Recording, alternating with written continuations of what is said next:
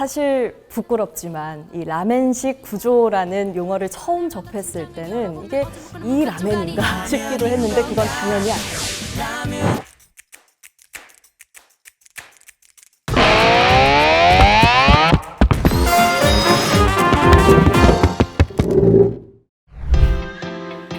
우리나라 국민 10명 중 7명이 넘는 사람들이 공동주택에 거주한다고 하는데요. 공동주택은 층간소음에 왜 취약한 건지 이해하는 시간 가져보도록 하겠습니다.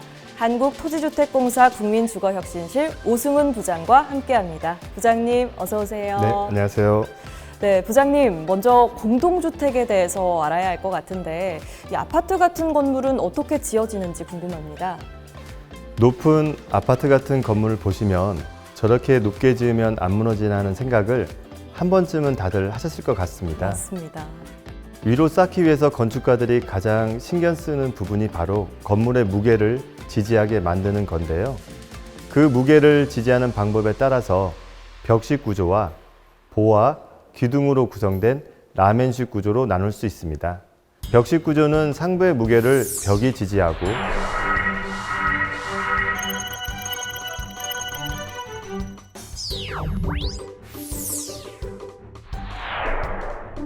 라멘식 구조는 보와 기둥이 지지를 합니다.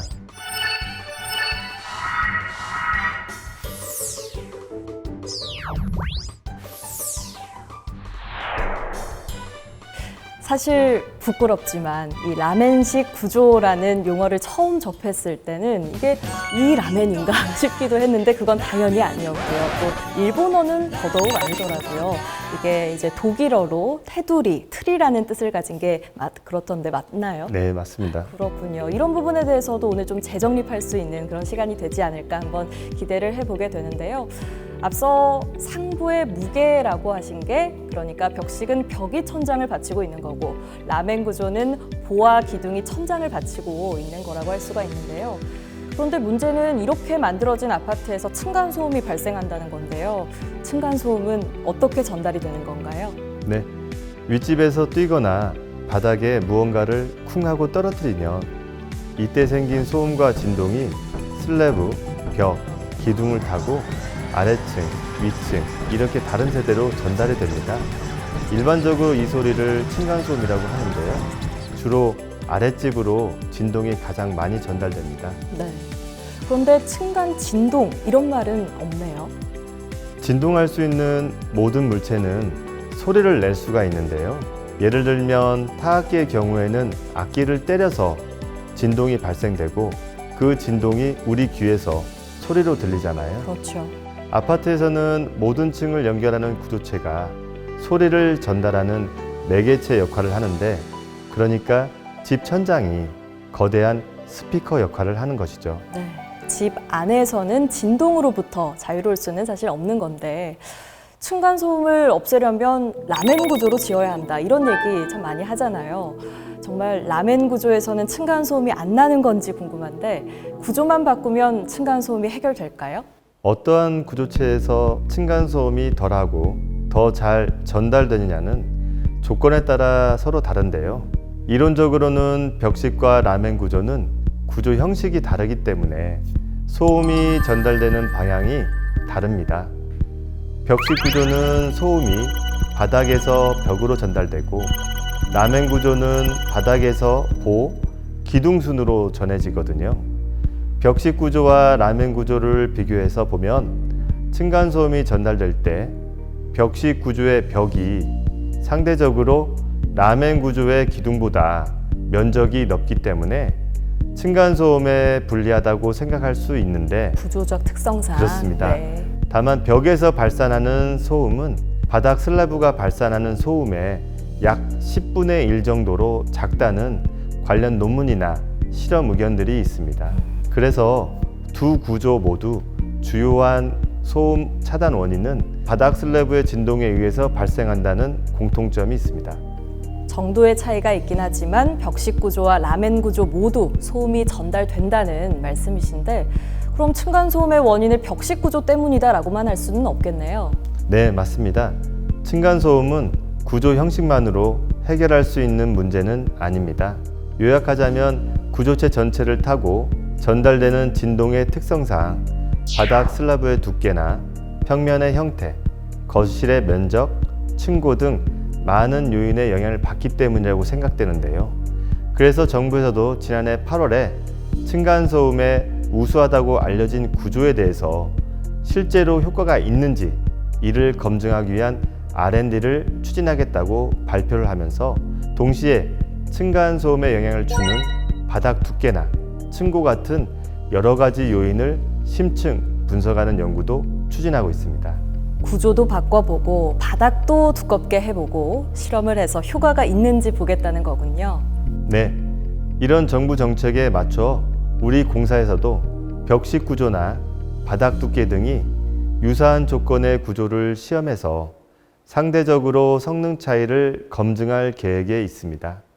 이를 통해서 최적화된 구조를 현장에 도입하고자 하는데요.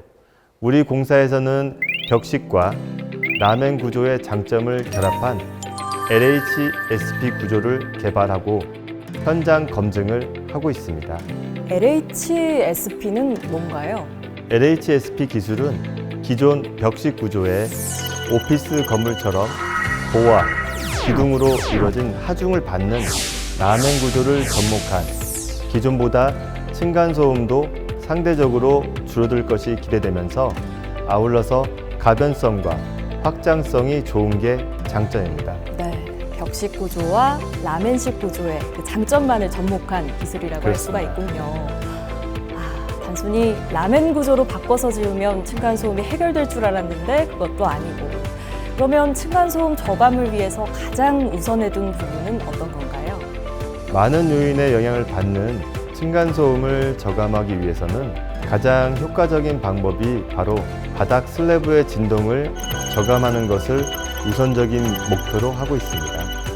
바닥 슬래브, 바닥재를 바꿔야 하는 건가요? 흔히들 우리가 발을 딛고 있는 아파트의 바닥은 콘크리트 슬래브가 전부일 것이라고 생각할 수 있는데요.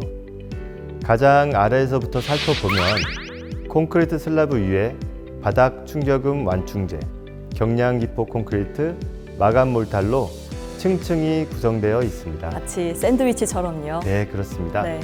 현재 대부분의 아파트는 콘크리트 슬래브 21cm, 완충제 3cm, 경량 기포 콘크리트 4cm, 마감 몰탈 4cm, 합판마루 같은 마감재 1cm를 더하면 약 33cm의 바닥으로 구성을 하고 있는데요.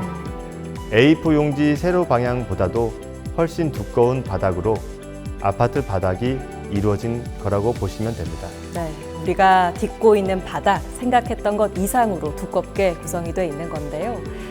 최근에 건설사들이 층간소음 저감 바닥 기술을 개발했다는 뉴스를 또 본 적이 있는데, 이건 기존 것하고는 어떻게 다른 거예요? 바닥 충격음을 저감시키는 방법은 획기적으로 다르다기보다는 기본적으로 각 구성 요소의 강성을 높이거나 완충제의 성능을 높이는 방향이라고 보시면 됩니다. 완충제가 바닥 충격음을 차단하는 역할을 하는군요. 네, 대부분의 바닥 충격음 저감 기술은 현재 완충제의 완충 성능을 높여서 마감 몰탈과 경량 기포 콘크리트에서 발생된 진동을 이질 재료인 완충제가 슬랩으로 가지 못하게 막아주는 댐 역할을 할 수 있다고 생각하시면 됩니다. 네. 한없이 두꺼우면 좋겠지만 이 시간을 통해서 우리가 알 수 있었던 게 많은 또 사회적 비용이 발생할 수 있기 때문에 합리적인 두께를 찾는 게 중요하다는 걸 또 알 수가 있었죠. 그러면 콘크리트 슬래브 두께는 현재 어느 정도까지 높일 수가 있나요? 콘크리트 슬래브의 최소 두께는 주택법에서 별도로 지정하여 관리하고 있는데요. 벽식 아파트를 기준으로 살펴보면 1990년대에는 바닥 슬래브의 두께가 12cm였고 2000년도에는 15cm나 18cm였습니다. 그리고 2013년부터는 21cm까지로 확대되고 있는데요. 우리 공사에서도 뉴홈 공공분양주택에 바닥 두께 25cm를 최초로 도입할 예정인데요. 앞으로 이 효과도 검증해서 최적의 두께를 찾아가려고 하고 있습니다. 이렇게 바닥을 두껍게 하면요, 층간소음이 얼마나 줄어들죠? 슬라브의 두께를 21cm에서 25cm로 4cm 증가한다고 보면 이론상으로는 약 2dB의 저감 효과를 기대하고 있습니다. 2dB, 그렇군요. 층간소음을 관리하는 기준이 더 엄격해지는 만큼 다양한 기술들이 만들어지고 있는데요. 그럼 이런 기술들은 언제쯤 적용되나요? 바닥 충격음 관련 법은 1991년부터 계속해서 강화되어 왔는데요. 작년에 사후 확인제가 시행되면서 준공한 후에 바닥 충격음 차단 성능을 확인해서 기준치에 미달할 경우에는 보안 시공이나 손해배상 등의 조치를 권고할 수 있다는 내용을 담고 있습니다. 네.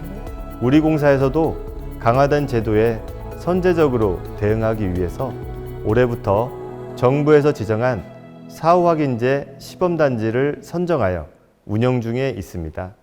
정책에 따라서 지속적으로 확대할 계획도 갖고 있는데요.